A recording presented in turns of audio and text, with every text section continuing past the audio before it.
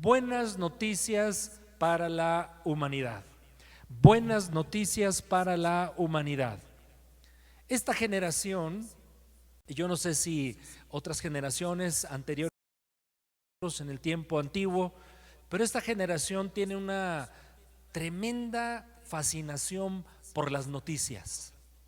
Yo no sé si las noticias provocan en el ser humano alguna reacción química, hormonal, pero hay una seducción en las noticias. De hecho, en los medios de comunicación, de los productos que más se consumen son justamente los noticieros, porque hay esa condición evidente en los seres humanos. Y los medios de comunicación o las empresas que se dedican a esto ya se dieron desde hace mucho tiempo cuenta de esta verdad, pero también descubrieron que las noticias que más llaman la atención, las que más venden, son las malas noticias. Y por eso los noticieros están en un alto porcentaje siempre mandándonos malas noticias. ¿Sabías eso? Toma conciencia de esto. Y las noticias pues amarillistas, ¿verdad? Esas noticias que son exageradas, deformadas y a veces mentirosas, definitivamente son las que causan más impacto.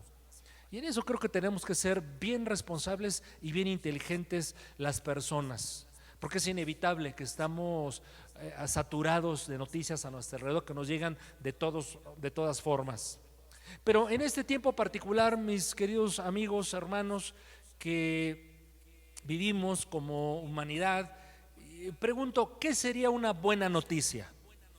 ¿Qué sería una cosa novedosa, positiva para nosotros? Claro, es una pregunta muy abierta porque la respuesta, por supuesto, es relativa, depende de la necesidad, de la circunstancia, del problema, del anhelo, del país, de la condición económica, de la condición de salud. ¿Qué sería una buena noticia para un enfermo?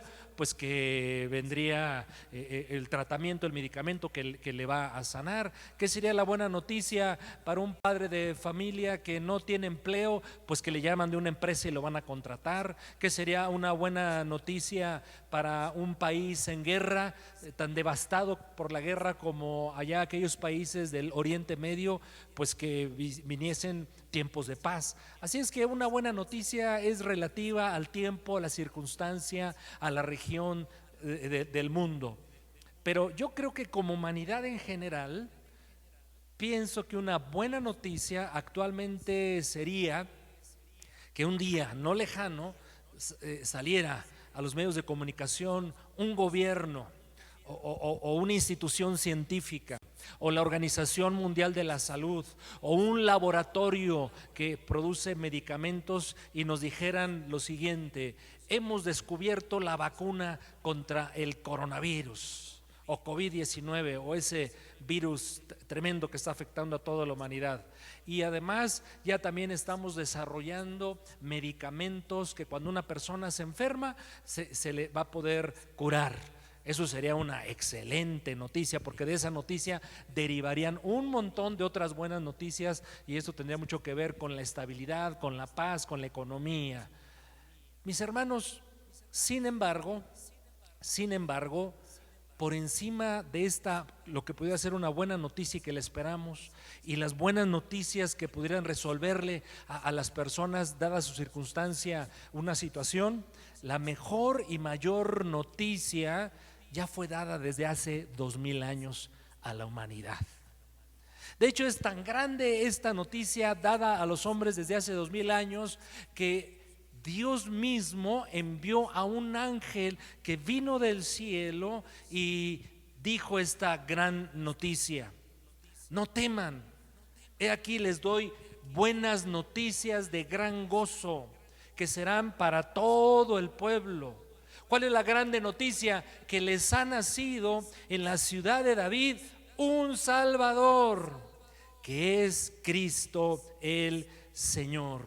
Esa es la grande noticia, mis hermanos, permanente, vigente, oportuna para toda la humanidad, en toda región, en todo tiempo, que ha venido del cielo un Salvador que es Jesucristo el Señor para darnos salvación. Y es que, mis hermanos, amigos, consideren un momento. A veces, repito, los conflictos, los problemas, los sueños, los anhelos tras de los cuales vamos en pos nos impiden reflexionar seriamente sobre el tema de la salvación que vino a darnos nuestro Señor Jesucristo. Pero yo estoy seguro que a pesar de tantos problemas y necesidades que hay en el mundo y seguirá habiendo, la necesidad mayor, el conflicto más importante que tiene el hombre es justamente la necesidad de la salvación. Y hoy quiero hablar de eso. Quiero hablar de lo que significa la salvación. Y qué buena noticia hay en lo que vino a decirnos nuestro Señor Jesucristo al respecto. Qué buena noticia hay en lo que vino a hacer Jesucristo, el Hijo de Dios, cuando dijo que ha venido a salvarnos. Pero antes de entrar de lleno al desarrollo del tema, yo quiero que tomes conciencia, tomes nota o recuerdes al menos lo que es la salvación. ¿Qué significa la palabra salvación? Pues es sencillo, porque cuando, por ejemplo, a alguno de ustedes le ha pasado, a mí me ha sucedido que voy distraído manejando allí en la calle y a veces me he llegado a pasar un alto, una luz roja, y cuando reacciono digo, ya me pasé el alto, ¿qué sucedió? Y ningún carro me impactó, y entonces decimos expresiones como, híjole, de la que me salvé. Todos sabemos lo que es ser salvados de algo, pero salvación, mis hermanos, amigos, es liberación de un peligro o liberación de un sufrimiento. Sinónimos del verbo salvar: rescatar, liberar, proteger. Rescatar, liberar, proteger. Y hoy particularmente entonces quiero hablar de tres conceptos asociados a Jesús y la salvación que nos da. Si estás tomando nota, vamos a procurar ponerlo en pantalla, pero vamos a hablar el día de hoy de tres ideas. Número uno, ¿de qué salva Jesús? ¿De qué nos salva Jesús? ¿De qué te salva Jesús? Número dos, ¿para qué nos salva Jesús? ¿Cuál es el propósito de que Jesús nos salve? Pero número tres, ¿cómo salva Jesús? ¿Qué usa Jesús para salvarnos? Así es que comencemos con la primera idea. ¿De qué salva Jesús? Te formulo una pregunta: ¿realmente es tan malo aquello de lo que nos salva Jesús? ¿Será realmente necesario que Jesús se haya tomado la molestia de, siendo Dios eterno, perfecto, tomar un cuerpo humano y venir a la tierra para morir por nosotros? ¿Será realmente tan grave ese mal que la humanidad padece como para que requiera la salvación del Hijo de Dios?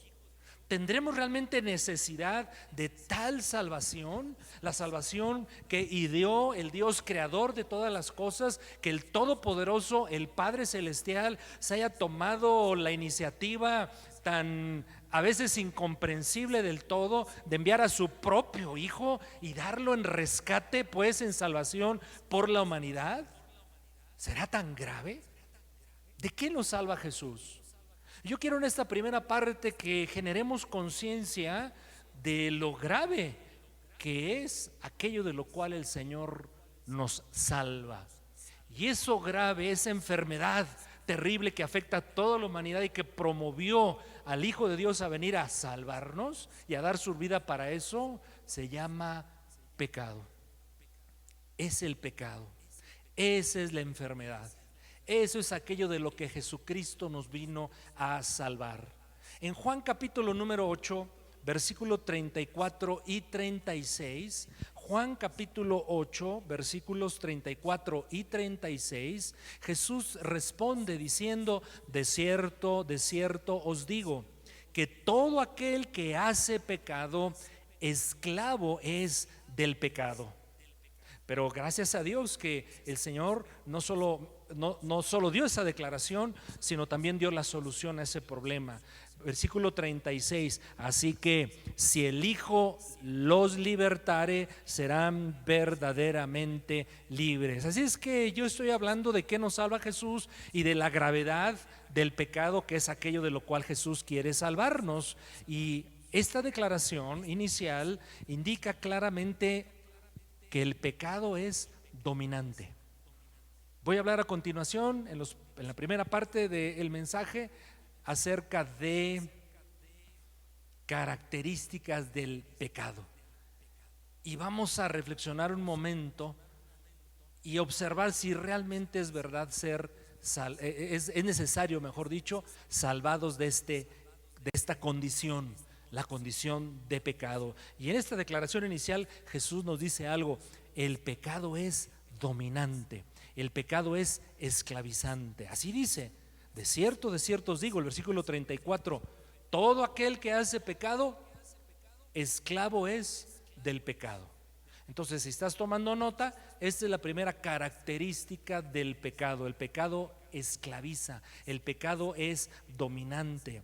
Ahí en el libro de Romanos capítulo 7 y versículo 15 y 17, Romanos 7, 15 y 17, el apóstol Pablo da su versión de la misma declaración anterior que hizo Cristo Jesús.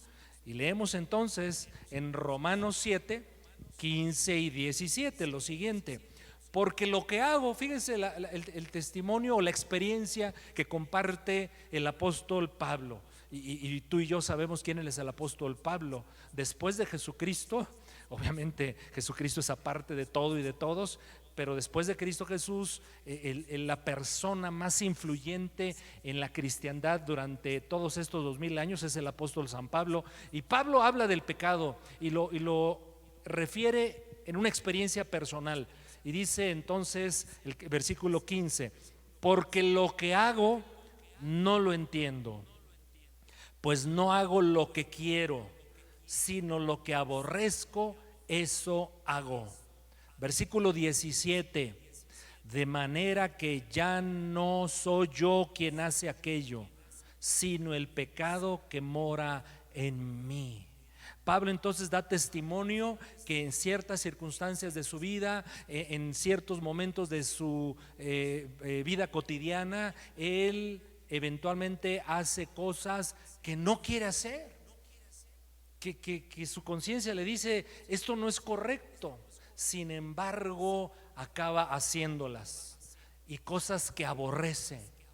Y entonces él reconoce y dice: ahora entiendo algo. Hay una fuerza dominante, esclavizante en mí, que se llama pecado y que me mueve a hacer cosas que no quiero.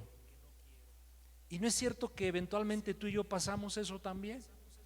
Sabemos lo que es lo bueno, pero muchas veces acabamos haciendo lo malo. Y aunque eso malo que a veces hacemos nos puede causar o provocar un placer o un beneficio, tarde que temprano decimos: pero no estuvo bien, eso no es correcto. ¿Pero por qué acabé haciéndolo? Porque el pecado es dominante, el pecado es esclavizante. También otra característica que da la Biblia acerca del pecado, y así lo describe, porque la Biblia no da definiciones de conceptos, pero sí da abundante descripción de lo mismo. Pero dice entonces la Biblia acerca del pecado que el pecado es engañador y endurece el corazón. El pecado nos engaña, nos ciega el entendimiento y además provoca dureza de corazón. En Hebreos 3:13 leemos, por favor, en Hebreos 3:13 leemos: antes exhortamos los unos a los otros cada día, entre tanto que se dice hoy, para que ninguno de ustedes se endurezca por el engaño del pecado. Subraya esas dos expresiones relacionadas al pecado en este versículo. Y dice la parte final: para que ninguno de ustedes se endurezca por el engaño del pecado. Entonces el pecado engaña y el pecado endurece el corazón. Una aplicación sencilla de este versículo sería la siguiente: que cuando más nos afirmamos en prácticas pecaminosas, el corazón se va endureciendo, y mientras más nos afirmamos en esas prácticas pecaminosas, vamos quedando más ciegos y dejamos de entender o discernir lo bueno de lo malo, y por supuesto dejamos de diferenciar cuál es la voluntad de Dios acerca de algo. También la Biblia claramente dice que el pecado es un muro terrible que nos separa de Dios. Es un muro que está levantado entre Dios y nosotros. Isaías 59, versículo 2. Isaías 59, 2, leemos: pero vuestras iniquidades han hecho división entre ustedes y Dios, y vuestros pecados han hecho ocultar de ustedes el rostro de Dios para oír. Espero que hasta aquí yo esté siendo hábil en comunicar esta primera gran idea. Yo quiero decirle a usted, mi hermano, mi amigo, que el pecado es el enemigo mortal, y que el pecado es esclavizante, es dominante, es engañador, es endurecedor del corazón. Pero por si esto fuera poco, mis hermanos, el pecado es aquello que, si existe en nosotros, producirá la ira de Dios sobre los tales. Romanos 2:5 dice esto acerca del pecado: pero por tu dureza y por tu corazón no arrepentido, atesoras para ti mismo ira, para el día de la ira y de la revelación del justo juicio de Dios. Es decir, si ya hasta este momento que hemos estado observando bíblicamente características del pecado, lo que el pecado produce, aquí viene una terrible: el pecado es sujeto a la ira y al juicio de Dios. Lo voy a repetir: el pecado merece el juicio de Dios y el castigo de Dios. Pero por tu dureza, leer otra vez el versículo, pero por tu dureza, por tu corazón no arrepentido. Eso se refiere a las consecuencias del pecado en el corazón de una persona. Atesoras para ti mismo ira. ¿Cuál ira? La ira de Dios, para el día de la ira, porque llegará el día de la ira de Dios y de la revelación del justo juicio de Dios. Wow, podríamos decir: hermano Gabriel, pastor Gabriel, ya no siga hablando esas cosas, mejor hábleme bonito.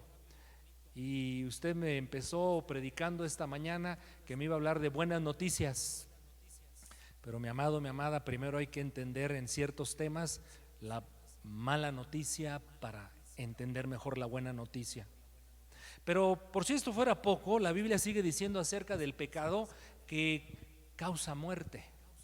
El pecado mata. Sí, Romanos 6:23 dice, Romanos 6:23, porque la paga del pecado es muerte, mas la dádiva de Dios es vida eterna en Cristo Jesús. Dejemos por un momento la segunda parte de este versículo, que es hermosa, y la retomaré en unos instantes. Pero observa la primera parte de este versículo, Romanos 6:23, en su primera parte: porque la paga del pecado es muerte. Es decir, que el pecado acumula una deuda delante de Dios, y la única forma de saldar esa deuda es con la propia muerte. Alguien podría decir: bueno, pero esto es muy duro, esto es difícil de escuchar. Sí, ¿sabes por qué? Porque el ser humano es ávido de cosas que no lo confronten. El ser humano, y sobre todo el ser humano de esta generación, es tan refinado que se molesta, que se ofende al oír estas cosas. Y más si alguien le dice que esto viene de parte de Dios. Y es que su concepción de Dios es otra. No es la concepción del Dios de la Biblia, es decir, como Dios se reveló a sí mismo. Pero Dios está diciéndonos a través de este versículo y de otros tantos en las Escrituras que nuestros pecados delante de Dios se van acumulando y acumulan tal deuda que es impagable. Y de tal manera que Dios, como el creador de todos nosotros, soberano Rey del universo, hace una declaración al respecto y dice: la paga de tu pecado amerita que mueras. Y obviamente esto nos habla de la muerte espiritual, de la muerte eterna. ¿Qué es la muerte espiritual? La muerte espiritual es la separación de Dios en esta tierra, en esta vida terrenal, pero por la eternidad. Pero por si esta fuera poco de lo que yo he venido diciendo acerca del pecado, te doy otra característica más que la Biblia refiere al respecto, y es que el pecado es universal. El pecado es un mal común de todos los seres humanos, de todos los tiempos. Romanos 3, 10 y 23. Romanos 3, versículo 10 y versículo 23 dice: como está escrito, no hay justo ni aun uno. Y versículo 23, por cuanto todos pecaron y están destituidos de la gloria de Dios. Nadie se escapa a esta enfermedad que la Biblia llama pecado. Y si nadie se escapa a esto, entonces toda la humanidad necesita un Salvador que le sane de esta condición. Así es que si tú piensas que tú eres mejor que el vecino o mejor que tu prójimo porque tú no matas, porque tú no robas, te tengo una noticia: que cuando Dios nos pasa en balanza delante de Él, concluye: no hay justo ni aun uno. Y versículo 23 nuevamente: por cuanto todos pecaron, por lo tanto todos somos sujetos de este terrible mal, el pecado. Y por si esto fuera poco, mis hermanos, yo diría una característica más de lo que es y hace el pecado, y es que el pecado, mis hermanos, es destructor de nosotros y destructor de otros. Destructor de nosotros mismos y destructor de otros. Vayamos al primer libro de la Biblia, el libro de Génesis, capítulo 3 y versículos 8 en adelante. Repito el pasaje: Génesis 3, 8 en adelante. Leemos: y oyeron la voz de Jehová Dios. Se refiere a los primeros hombres en esta tierra, Adán y su esposa Eva. Y oyeron la voz de Jehová Dios, que se paseaba en el huerto al aire del día, y el hombre y su mujer se escondieron de la presencia de Jehová Dios entre los árboles del huerto. Mas Jehová Dios llamó al hombre y le dijo: ¿dónde estás tú? Y él le respondió: oí tu voz en el huerto y tuve miedo, porque estaba desnudo y me escondí. Y Dios le dijo: ¿quién te enseñó que estabas desnudo? ¿Has comido del árbol del que yo te mandé no comieras? Y el hombre respondió: la mujer que me diste por compañera me dio del árbol que yo comí. Y yo comí, más bien termina el versículo. ¿Qué nos dice esta porción de la Escritura? Que una vez que el ser humano pecó, se rebeló a Dios, desobedeció al Señor, quiso ser independiente de Él, quiso establecer para su propia vida sus propias normas y reglas aparte de las de Dios. Entonces todo esto provocó lo que aquí se narra. ¿Qué le ocurrieron a Adán y Eva? Número 1, dice aquí que se escondían de la presencia del Señor. El pecado pues nos separa de Dios. Sigue diciendo que Dios le preguntó: ¿y dónde estás? Y él le responde: es que me escondí de ti porque te tuve miedo. Miren lo que produce el pecado. El origen del miedo en los seres humanos se encuentra justamente, históricamente hablando, ahí en aquel momento en el huerto del Edén, pero en el tiempo presente es lo mismo, es nuestra separación de Dios. Y le dice: estaba desnudo y entonces me escondí. Dios le pregunta: ¿y quién te dijo que estabas desnudo? Esto nos habla de la vergüenza. Entonces surge el temor, la separación de Dios, la vergüenza, el querer escondernos del Señor.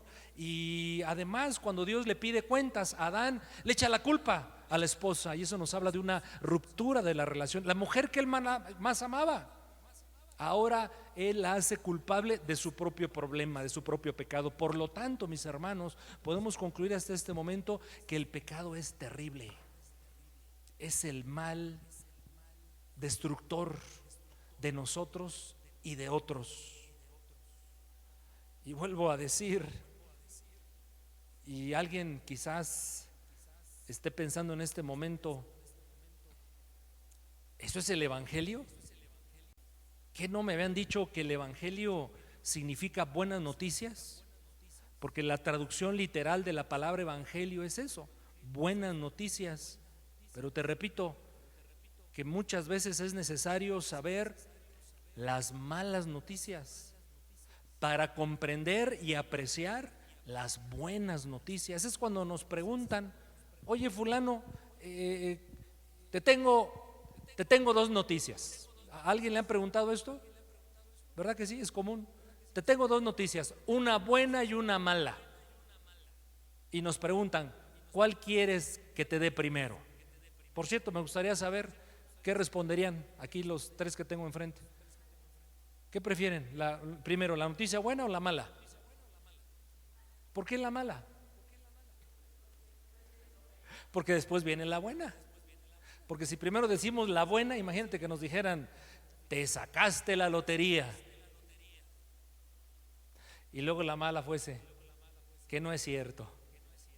Sería terrible. Entonces siempre decimos, ¿verdad? No, primero dame la mala.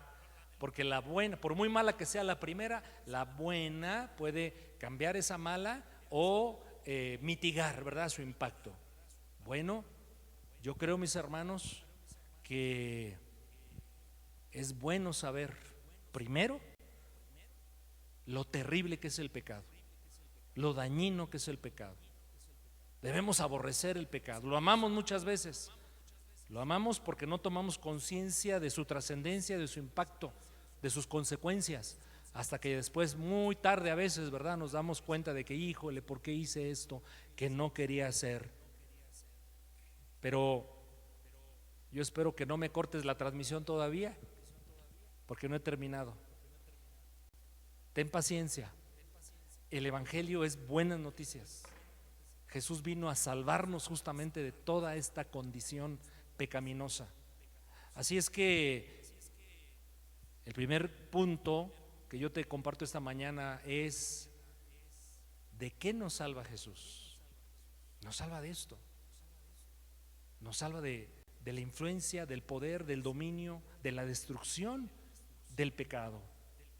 Pero Jesús también nos salva no solo de algo, nos salva para algo. Jesucristo nos salva para algo. ¿Y para qué nos salva Jesús? Jesús nos salva en primer lugar para darnos vida eterna. Déjame asociar esta declaración con dos pasajes de la Escritura. Leímos en Romanos 6:23.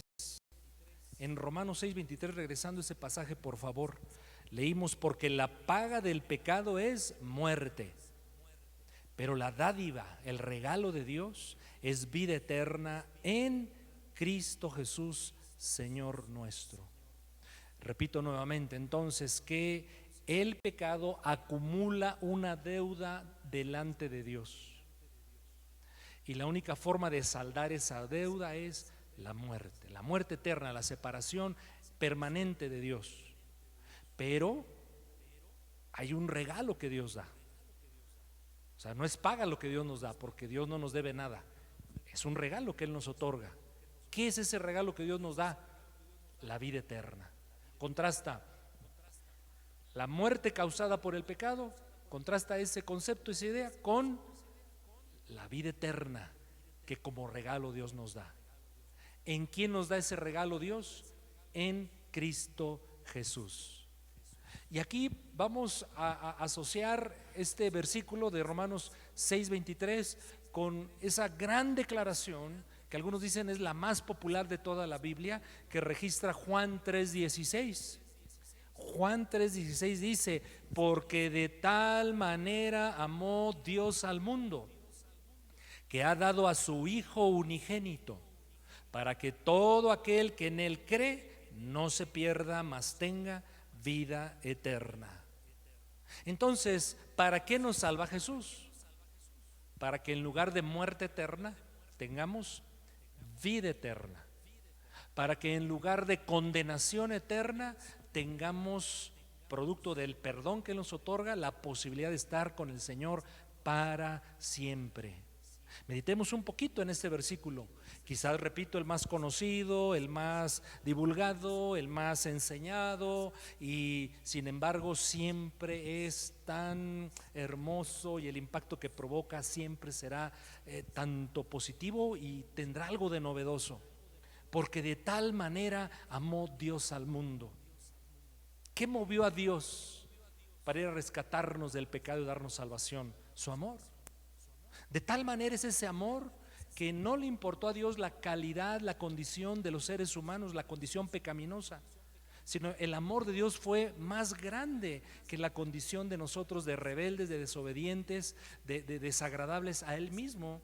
Pero el amor sobrepasó todo eso, el amor de Dios, y tomó una decisión y dijo: voy a dar a mi propio Hijo, al Hijo de Dios, al Santo, al perfecto Jesucristo, para que todo aquel que en Él cree, depositar la fe en el Hijo de Dios, tenga una consecuencia, no se pierda por causa del pecado, sino más bien tenga la vida mía, la vida que se impone sobre la muerte, la vida que vence a la muerte, la vida permanente, la vida misma de Dios, la vida eterna. Hay una implicación en este versículo, que es la siguiente: que hay una vida más allá de esta. Si en este momento hay alguna persona, algún amigo, alguna amiga que nos sintoniza, y la Biblia, el leer la Biblia, el escuchar la Biblia, para ti es, digamos, una experiencia novedosa, y estás escuchando este mensaje, es bueno que sepas esto, si no lo habías considerado, que esta vida terrenal no es toda la vida que hay. Hay una vida después de la muerte. Y esa vida después de la muerte, en cierta manera, es la vida eterna. La vida eterna, como veremos en un momento, la podemos poseer desde ahora, estando en esta vida terrenal. Pero la plenitud o la expresión completa de la vida eterna empieza justamente cuando partamos de esta vida. Y esa clase de vida, la vida de Dios, la vida con Dios, a la que Jesucristo nos llama y nos invita, habiendo resuelto el problema de nuestro pecado. Así es que, ¿para qué nos salva Jesús? Para que tengamos vida eterna, para que estemos con Él para siempre. ¿Para qué más nos salva Jesús? Para conocer a Dios, para conocer a Dios. Juan 17:3 dice: y esta es la vida eterna, que te conozcan a ti, el único Dios verdadero, y a Jesucristo, a quien has enviado. Aquel pues a quien Jesucristo le remueve sus pecados y le imparte vida eterna, está ante la gran posibilidad, gloriosa posibilidad, de conocer a Dios. Esta es la vida eterna. Repito, la Biblia no da definiciones sobre sus tópicos, sobre su contenido, pero sí da descripciones, y esta descripción de un aspecto de la vida eterna para mí es gloriosa. Esta es la vida eterna, dijo Jesucristo, que te conozcan a ti, el único Dios verdadero. Qué bueno que la Biblia, ¿verdad?, frecuente y permanentemente nos está afirmando en los atributos divinos, que te conozcan a ti, el único Dios, el único Dios. Dios es único y además verdadero, y conozcan a Jesucristo, a quien has enviado. Entonces la persona que recibe vida eterna, regalo del Padre en Cristo Jesús, puede llegar a conocer a Dios. Alguno podría decir: ¿será cierto lo que me estás diciendo, Gabriel? Y a mí me gusta siempre compartir lo siguiente: que tanto el testimonio bíblico como la experiencia de millones y millones y millones que han puesto su fe en Jesucristo comprueban estas verdades. A Dios se le puede conocer. Conocemos a Dios por medio de nuestro Señor Jesucristo. Pero ¿qué es conocer a Dios? Conocer a Dios es conocer, por ejemplo, lo que hoy estamos considerando: su posición, su descripción de lo que es el pecado, la revelación de lo que Él quiere hacer con ese pecado, la revelación de el por qué envió a Jesucristo. Eso es parte del conocer a Dios. ¿De qué otra manera se le puede conocer a Dios? Cuando experimentamos justamente de lo que hoy estoy hablando, la salvación. Cuando viene el otorgamiento del perdón de pecados a nuestras vidas, algo poderoso ocurre en el corazón del ser humano. Inmediatamente ese desasosiego, esa angustia, ese cargo de conciencia es sustituido por paz, producto esa paz del perdón que Dios nos otorga. También podemos conocerle al Señor de una manera especial cuando observamos en la Escritura quién es Jesús. Jesús es verdadero, Jesús es santo, Jesús es misericordioso. Así es que ¿no te parece que es una buena noticia? Por eso te dije hace un momento que a veces es conveniente conocer primero la mala noticia antes de identificar la buena noticia. La mala noticia es lo terrible que es el pecado. La buena noticia es que Cristo Jesús vino a salvarnos de ese pecado, pero no solamente nos quita una condición, digamos, lamentable, destructiva, sino además nos enriquece con sus dones, con sus favores, y aquí está uno de ellos: llegar a conocer a Dios. ¿Para qué más nos salvó Jesucristo? Para ser hijos de Dios y herederos de Dios.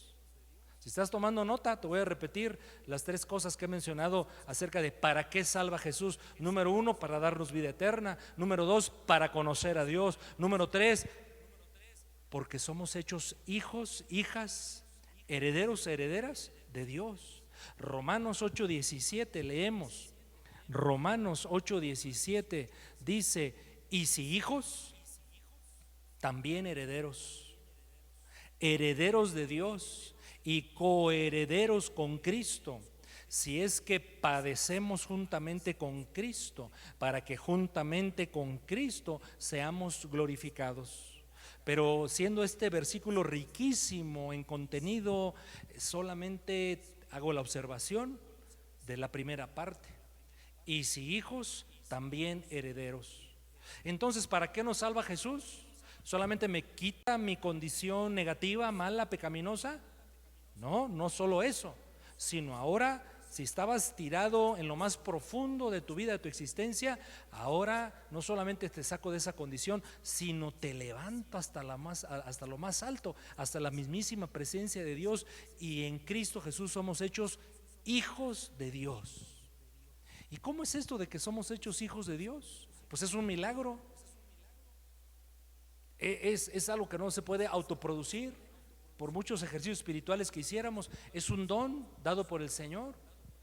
Y allí en Juan capítulo número 1 y versículo número 12, así dice que si creyéremos, que si aceptáramos a Jesucristo como el Señor de nuestras vidas, Dios nos engendra como hijos de Él en Cristo Jesús. Pero no solamente un hijo, no un hijo cualquiera, o un hijo más, o un hijo del montón, no, un heredero de Dios. Gracias a Dios entonces que el Señor no solamente nos salva de algo, nos salva también para algo. ¿Para qué más nos salva Jesús? Para ser como Él, para ser como el propio Jesucristo. Leamos por favor Romanos 8:29. En Romanos 8:29 leemos lo siguiente. Si lo pones en pantalla por favor. Romanos 8:29. Este pasaje es bien importante. Y dice: porque a los que antes conoció, también los predestinó para que fuesen hechos conformes a la imagen de Jesús, para que Jesús sea el primogénito entre muchos hermanos. Toma nota de la frase: para que fuesen hechos conformes a la imagen de Jesús. Si ya conoces algo de la Biblia, has de saber que todo ser humano fue hecho a la imagen de Dios. Así dice, ¿verdad?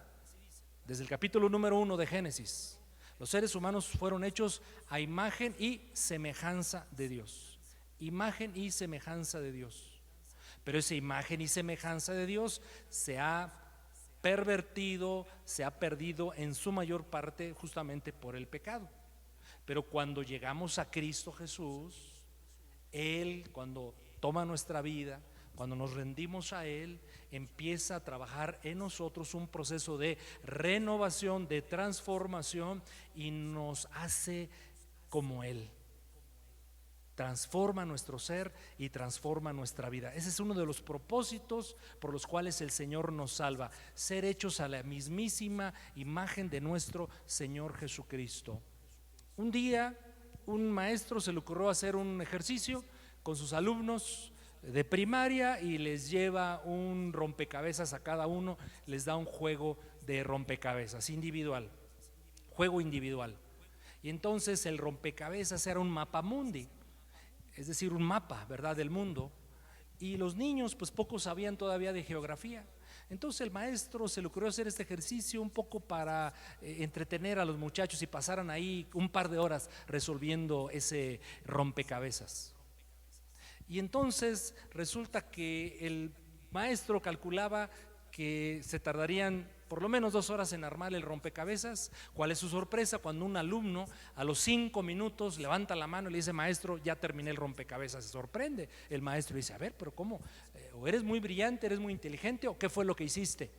Dice: mire, es que usted nos pide armar un mapamundi, pero yo empecé a ver las piezas, cada una de las piezas de este rompecabezas, y observé que en la parte, digamos, posterior de cada pieza estaban como partes del cuerpo humano.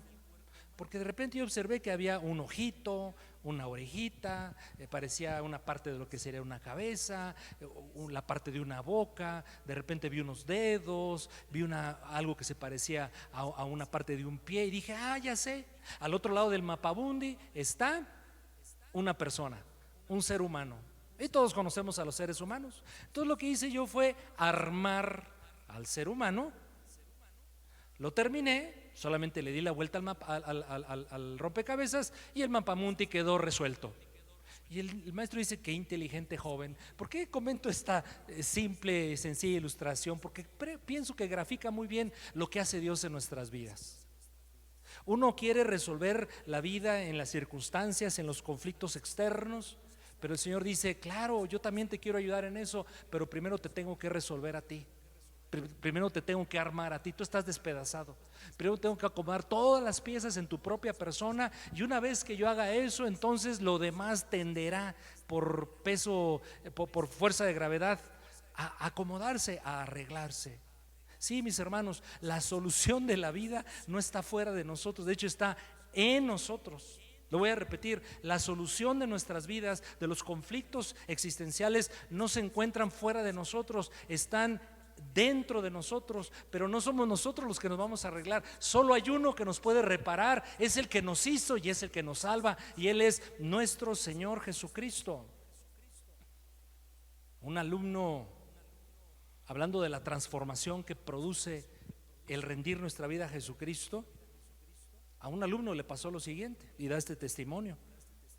Y es que en una clase de filosofía lo están cuestionando acerca de su fe. ¿Cómo es posible que tú creas en Jesucristo? Eso es una religión arcaica. No es posible que a estas alturas del desarrollo de la civilización tú creas esas cosas.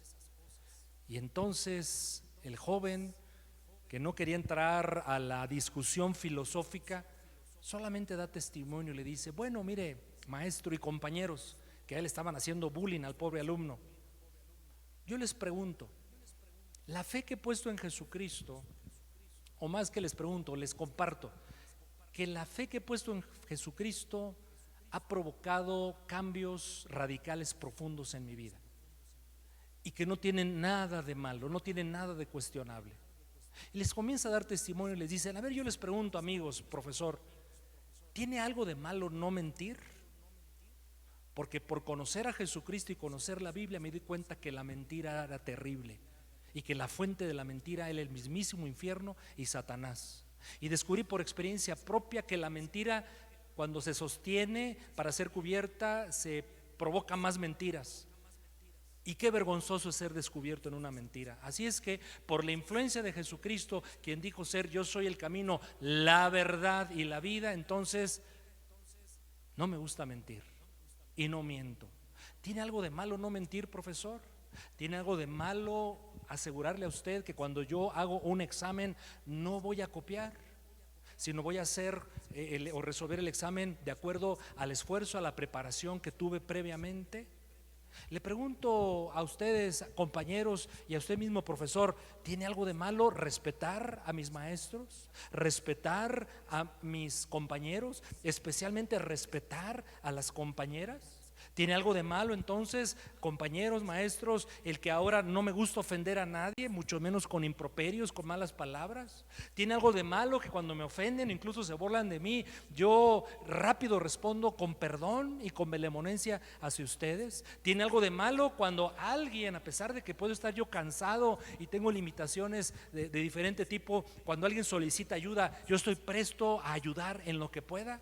Y les pregunto, ¿tiene algo de malo? Y todo el grupo, el maestro y los alumnos dijeron, no, no tiene nada de malo. Pues eso es lo que Jesucristo ha hecho en mi vida.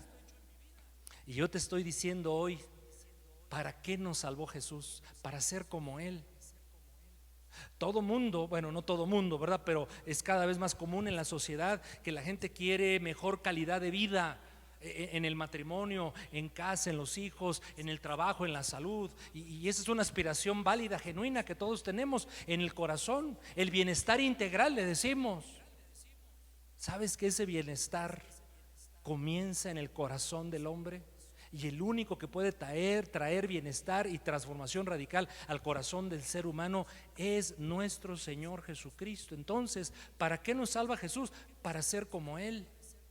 Hay una descripción muy clara en la palabra de quién es y cómo actúa Jesús. Se encuentra en Gálatas capítulo número 5. Es muy probable que tú conozcas este pasaje. Vamos a Gálatas 5, por favor, versículo 22. No lo tengo aquí en mis notas, estoy dependiendo de la memoria, pero déjame encontrar ese pasaje, por favor, hijo. Es Gálatas capítulo número 5 y 22. Muchas gracias. Mas el fruto del Espíritu. Esto es el carácter de Cristo descrito. Aquí se describe el carácter de Cristo Jesús en ese versículo, en Gálatas 5:22 y parte del 23. Y eso es lo que Jesús quiere reproducir en el corazón del hombre cuando ha sido salvado del poder del pecado. Mas el fruto del Espíritu es amor, gozo, paz. Podemos decir que el gozo y la paz son estados del ser humano, estados buenos, positivos, vamos a decirlo de una manera así sencilla, simple: gozo, paz. Pero el amor, la paciencia, la benignidad, la bondad son cualidades que permiten relaciones interpersonales buenas. Si hay estas condiciones en un matrimonio, yo te pregunto, ¿cómo sería? ¿Qué clase de matrimonio tendríamos? Si ahí hubiera en el corazón de los cónyuges tanto amor como paciencia, como benignidad, como bondad. Y después dice, ¿verdad? Fe y el 23, por favor, mansedumbre, templanza, dominio propio. Eso es lo que Jesús hace en un ser humano. Lo transforma en alguien con esta clase de carácter. Vuelvo a ubicarnos. ¿Para qué me salva Jesús? Para ser como Él. Otra cosa por la cual o para la cual nos salva Jesucristo, y esta es hermosa también.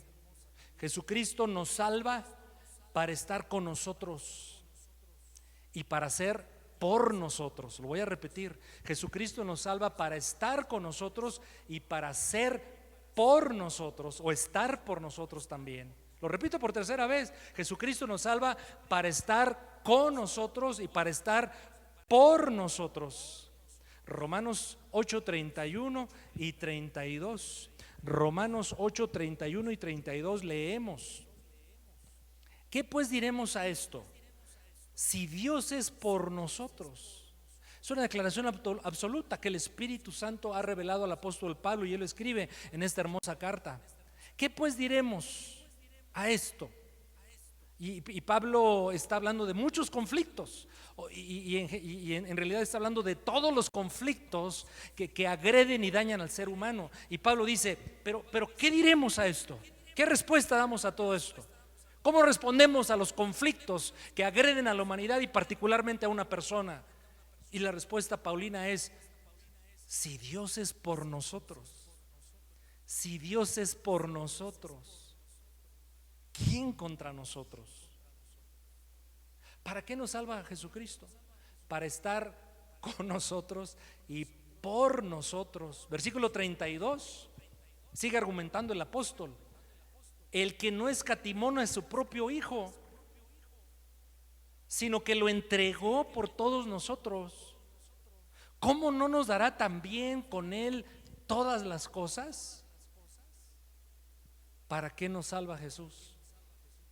Para estar con nosotros, para ser por nosotros.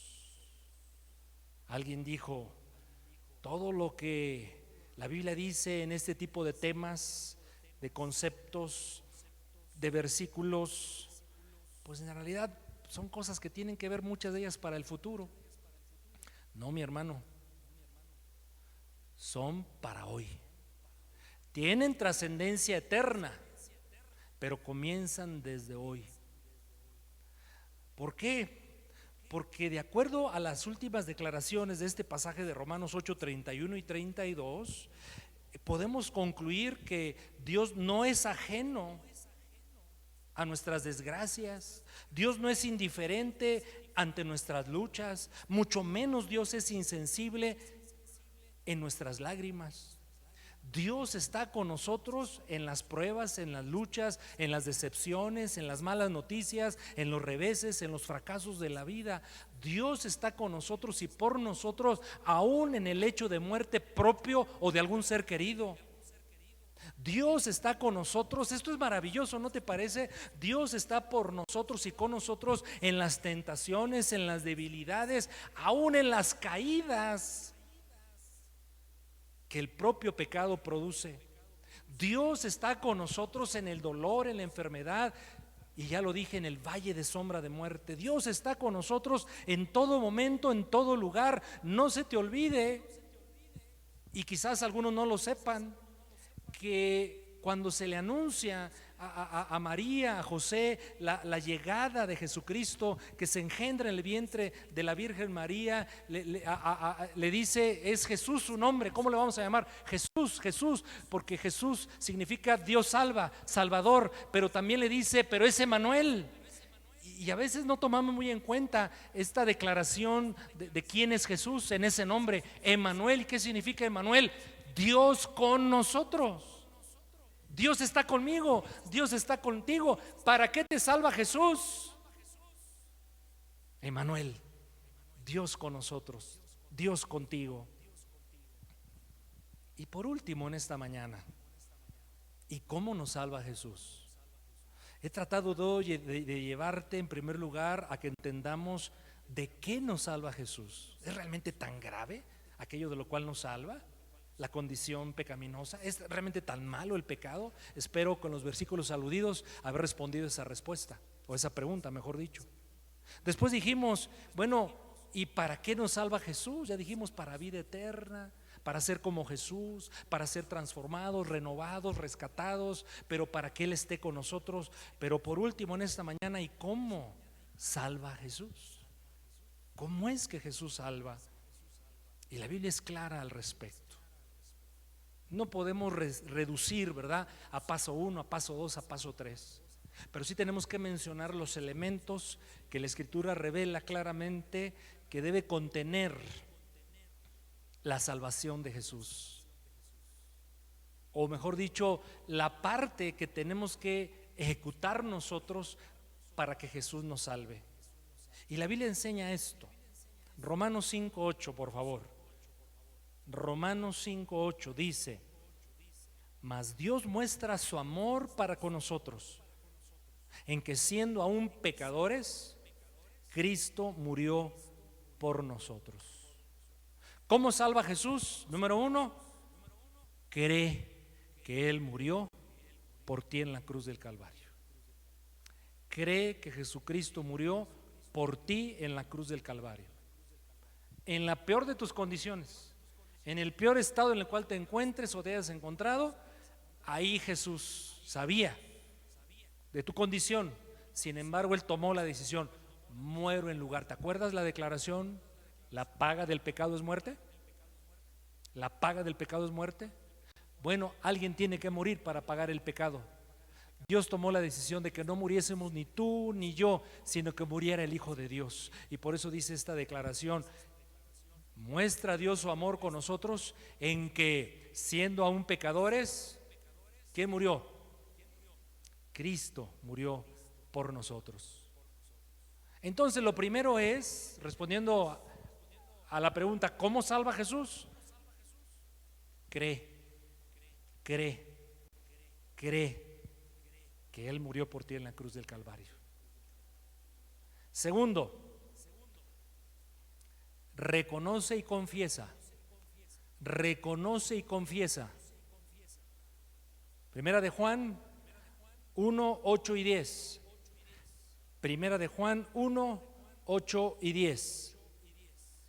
Si decimos que no tenemos pecado, nos engañamos a nosotros mismos y la verdad no está en nosotros. Ya hablamos mucho al respecto, ¿verdad? El pecado es universal. O sea, afecta a todos los hombres y mujeres de todos los tiempos y de todo lugar. Pero el versículo número 9: si confesamos nuestros pecados, Él es fiel y justo. ¿Quién es Él? Dios. Y particularmente Jesucristo. Si confesamos nuestros pecados, Él es fiel y justo para perdonar nuestros pecados. ¿Cuáles pecados? No, nada más los pecadotes, los pecaditos, no, eso yo lo resuelvo.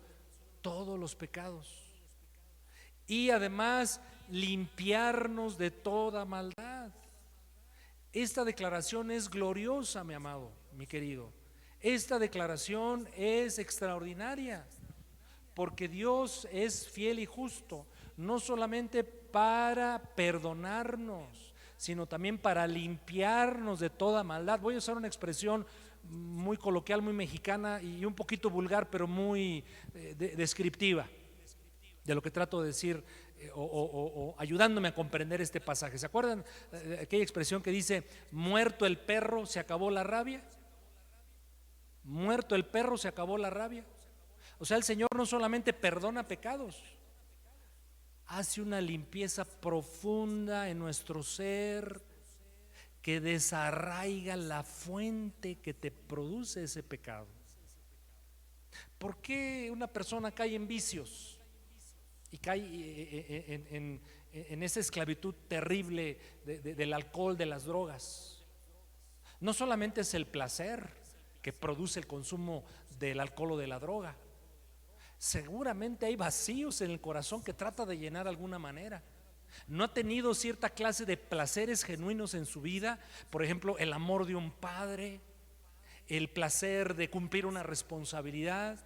Tantos placeres válidos tenemos en la vida de los seres humanos, y entonces las personas buscan, ¿verdad?, escapes, alternativas, o es tanto el agobio que tiene de vivir porque le ha ido muy mal en la vida, entonces son eso, ¿verdad?, puertas falsas.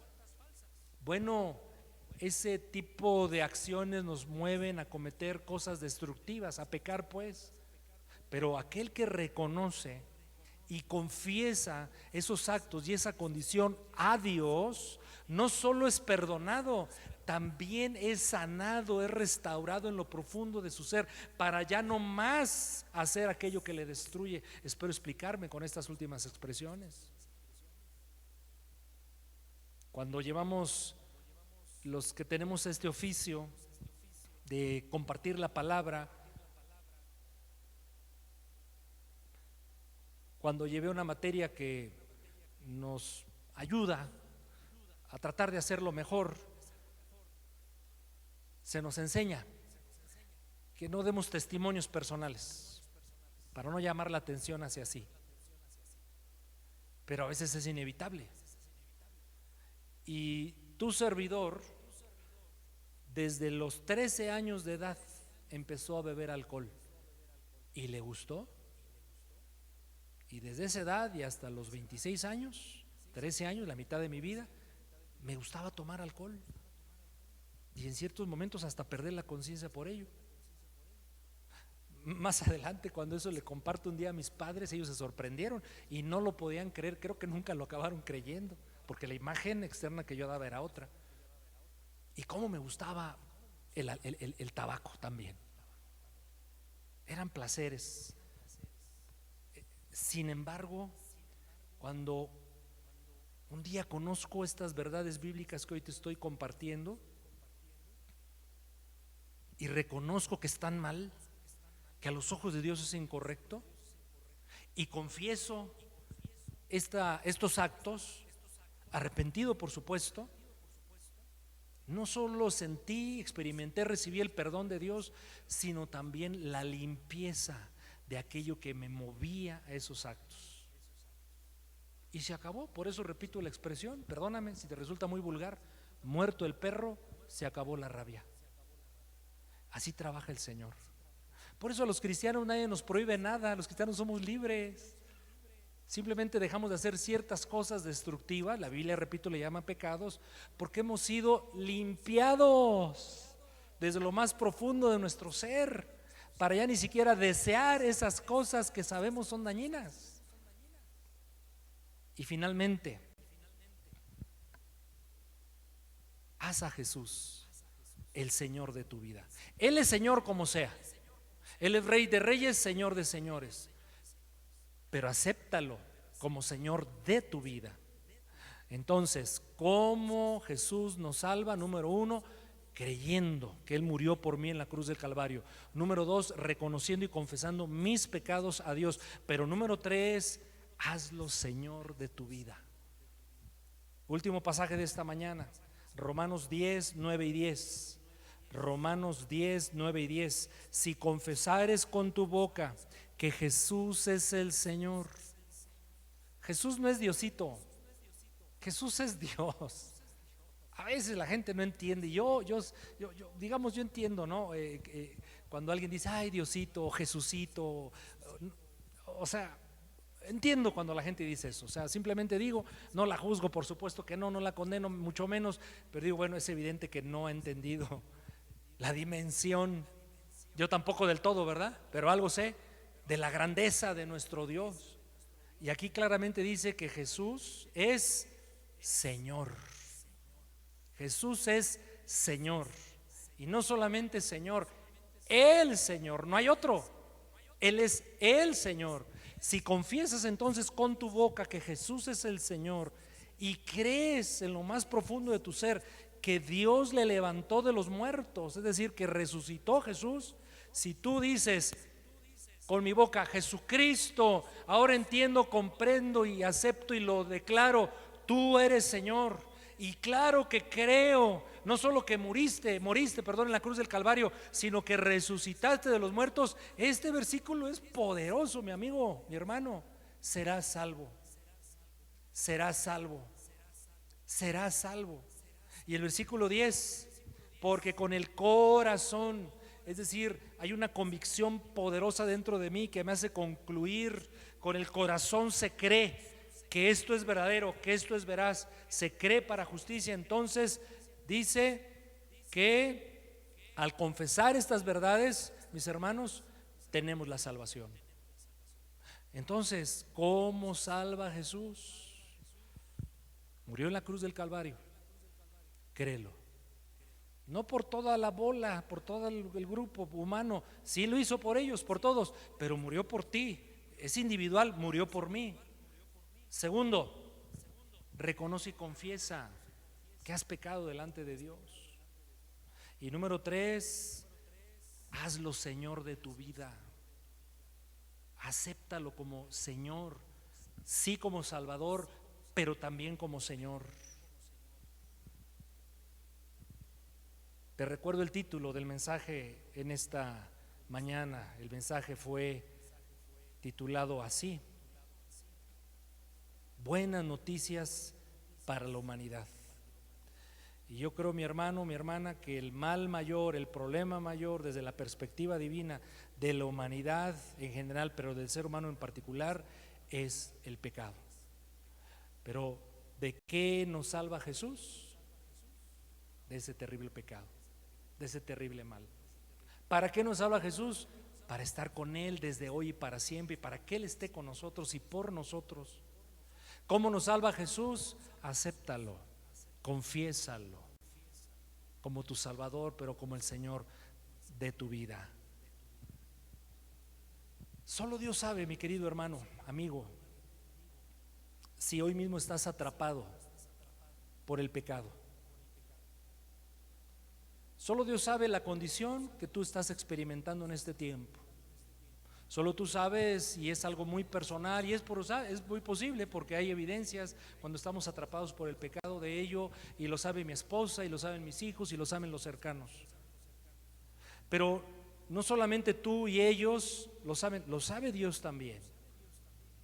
Pero recuerda que Dios vino a salvarte, no importa tu condición. Si estás atrapado en adulterio, si tienes problemas con tu identidad sexual, si estás atrapado en drogas, si no sabes cómo esconderte porque has robado, si en lo profundo de tu corazón hay celos, amarguras, rencillas, reproches, reclamos, odios, no importa cuál sea tu condición, Jesucristo vino por ti para darte perdón de pecados y salvación. Porque hay un engaño terrible, y yo te animo a que te sacudas pronto de él. Y el engaño es este: pero si yo, siendo tan malo, habiendo hecho cosas tan malas, ¿cómo Jesús, un Dios tan bueno, tan perfecto, tan santo, se puede fijar en mí? Justamente de eso se trata lo maravilloso de la salvación. Por eso son las buenas nuevas del Evangelio. Jesús vino por ti, vino por mí, sin importar la condición. La Biblia es tan gráfica en comunicar esta gran verdad del Evangelio. Vino una mujer, o más bien trajeron a una mujer capturada en el mismísimo acto del adulterio, y unos hombres malvados se la presentan a Jesús y le dice: maestro, ¿qué hay que hacer con esta mujer atrapada en el mismísimo acto del adulterio? Y esa mujer merecía, por la ley de Dios, por la ley de Moisés, merecía morir. Y estos hombres malvados lo que querían era que Jesús dijera: pues vamos a lapidarla, a matarla, apedreándola. Pero Jesús aquí expresa su maravillosa misericordia y bondad para el hombre y la mujer atrapado en el terrible, esclavizante poder del pecado, engañador, endurecedor, como vimos. Y le dice: bueno, el que esté libre de pecado, lance la primera piedra. Y cada uno, narra el texto del Evangelio de Juan, fue dejando en el piso la piedra, y no se atrevieron, porque los acusaba su conciencia, los acusaba Dios mismo, el Hijo de Dios.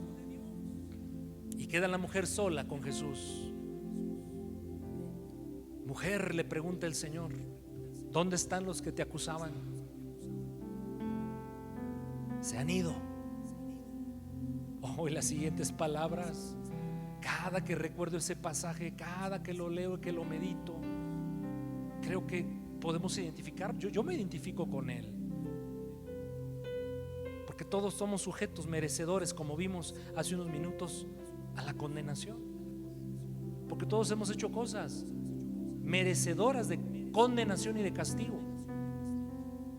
Pero Jesús le dice: ni yo te condeno, ni yo te condeno, ni yo te condeno. Esta es la oferta de Jesucristo en este tiempo.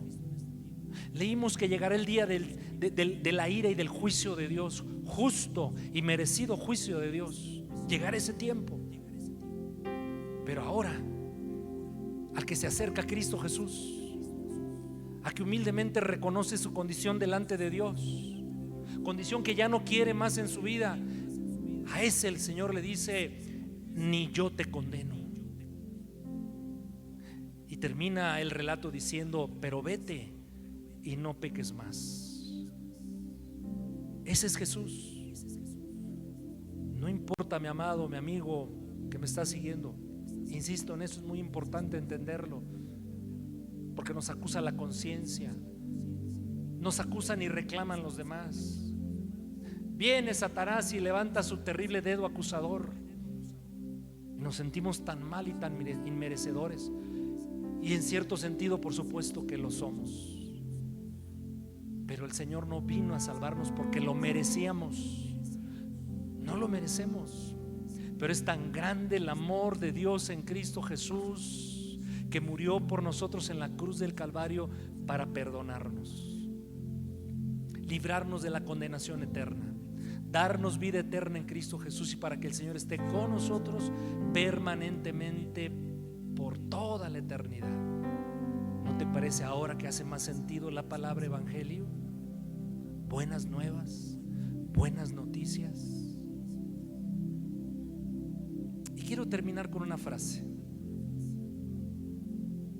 porque todo lo que he hablado, alguien podría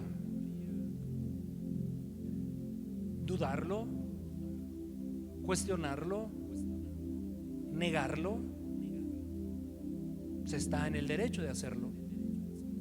Pero piensa en lo siguiente: si esto de lo que he venido hablando en esta mañana, fíjate por favor, pon atención, si fuese verdad esto que hemos hablado, y yo creo que lo es, si es verdad el contenido de este mensaje y lo crees, ganas todo. Si este mensaje es verdad y lo crees, ganas todo de lo que hoy hemos hablado. Pero si este mensaje no es verdad y como quiera lo crees, sabes, no pierdes nada. De hecho, ganas mucho. Simplemente imitar, seguir las enseñanzas de Jesús te harán una mejor persona. Lo repito, la segunda idea: si esto no fuese verdad y como quiera lo llegas a creer, te aseguro que no pierdes nada y ganas mucho. Pero escucha muy bien el último planteamiento: pero si esto que he dicho, hoy comentado, comunicado, es verdad y no lo crees, pierdes todo. Piensa en un momento en eso, por favor. Acompáñame a orar ahí en tu lugar, donde quiera que te encuentres, a dar una respuesta a este mensaje. Yo creo que cuando meditamos la palabra de Dios, Dios nos está hablando a todos de alguna u otra manera. Esta es una forma en la cual Dios habla. Cuando meditamos en la palabra, cuando platicamos tomando a la misma como el centro de la conversación, cuando hacemos reflexiones cuyo fundamento es la Escritura, es una forma, y creo que es la más usada por el Señor para hablarnos. Pues si Dios te ha hablado a través de este mensaje, ahora vamos a responderle. ¿De qué me salva el Señor? Del poder del pecado. ¿Para qué me salva Jesús? Para estar con Él por la eternidad. ¿Cómo me salva Jesús? Reconociéndolo como mi Salvador, pero como mi Señor. Toma un tiempo para hablar con Dios. Toma un tiempo ahí donde te encuentres y confiésale tus luchas, tus conflictos. Confiesa a Jesús tus ataduras. Confiesa a Jesús que reconoces que estás atrapado, gobernado por un poder que te sobrepasa. Pero recuerda que Jesús vino a librarte de ese poder. Murió en la cruz del Calvario para vencerlo. Habla con Jesús. Dile que lo necesitas. No te sientas tan sucio y tan lejano de Dios como para no hacerlo. Recuerda, nadie merecemos ni el perdón ni el amor de Dios.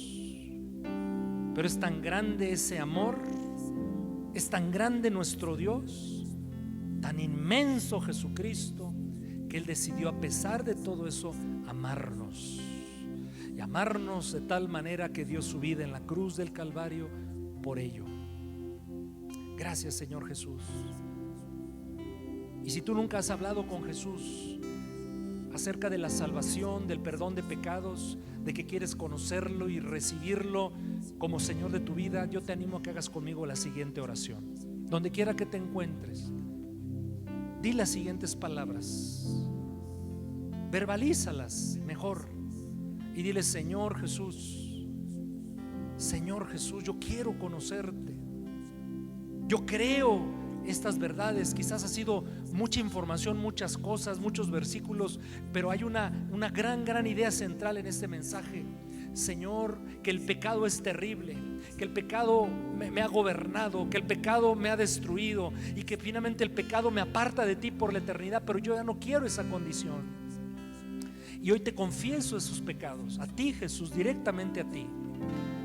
Y te pido que me perdones, Jesucristo, y me limpies de toda maldad. No solamente quiero recibir la paz, el gozo de haber sido perdonado, de saldar una deuda delante de ti. No solo eso, quiero ser libre, Jesús. Libérame, Jesús, de esto que me hace actuar en cosas que digo no las quiero, pero llego a hacerlas. Líbrame, Jesús. Libértame, divino libertador. Sí, Señor, hazlo en este día. Te lo pido con todo mi corazón. Pero Señor, ya no me quiero gobernar solo. Ya no quiero andar lejos de ti. Quiero que dirijas mi vida. Es más, Señor, yo te entrego todo mi ser en este momento y te hago el Señor de mi ser. Jesucristo, tú siempre has sido Señor, pero yo nunca lo había entendido o a veces no lo quería simplemente. Ahora sí lo quiero, Señor. Quiero que seas el gobernante, el regidor, el Señor de mi ser. Toma mi vida, Jesús, y dame ese maravilloso regalo de la vida eterna a partir de hoy. Lléname con tu Espíritu Santo. Déjame experimentar tu presencia en toda circunstancia, por difícil y compleja que sea. De hecho, ahí más te quiero experimentar, Señor, la realidad de tu presencia en mi ser. Sí, Dios, toma mi vida y yo te recibo a ti. Gracias por esto. En el nombre de Jesús te lo pido con todo mi corazón. Aleluya a tu nombre. Gracias, Señor. Si tú hiciste esta oración creyendo, confiando en Jesús sinceramente, han ocurrido 3 milagros en tu vida. Número 1, has sido hecho hijo de Dios. Tienes un Padre amoroso, todopoderoso, el Rey del universo. Es tu papá, es tu Padre. Ya no eres uno más del montón. Tienes un Padre y por eso le puedes decir a Dios, papá. El segundo milagro que pasó en tu vida es que tus pecados ya fueron borrados porque has puesto tu fe en Jesucristo, en lo que hizo en la cruz del Calvario por ti. Y el tercer gran milagro es que Dios te ha dado el don de la salvación, de la vida eterna. Vivirás la vida como Dios la ha diseñado. Vivirás finalmente la vida para la cual fuiste creado. Y entonces encontrarás propósito, significado en tu vida a partir de hoy. Te lo aseguro. Bendito seas por eso, Señor. Gracias. Gracias, Jesús. Y amada iglesia, yo espero que este material que te he comunicado te sirva para afirmar tu fe en Cristo Jesús. Te sirva a ti también, hermano, hermana, si andas atrapado en algo de pecado, le abriste la puerta a Satanás, te hiciste concesiones carnales. La solución es la misma. Corre a Cristo Jesús, vuelve a sus pies, regresa a la casa del Padre. Pero si tú puedes calificar tu relación con Jesucristo buena, sana, linda, como Dios quiere que sea, te felicito, me gozo contigo. Pero entonces aprende de esta clase de mensajes para que sepas compartir la palabra de Dios al necesitado. Y quizás el necesitado está en tu propia casa, quizás es tu esposo, tu esposa, tus hijos. Este es el evangelio resumido, las buenas noticias.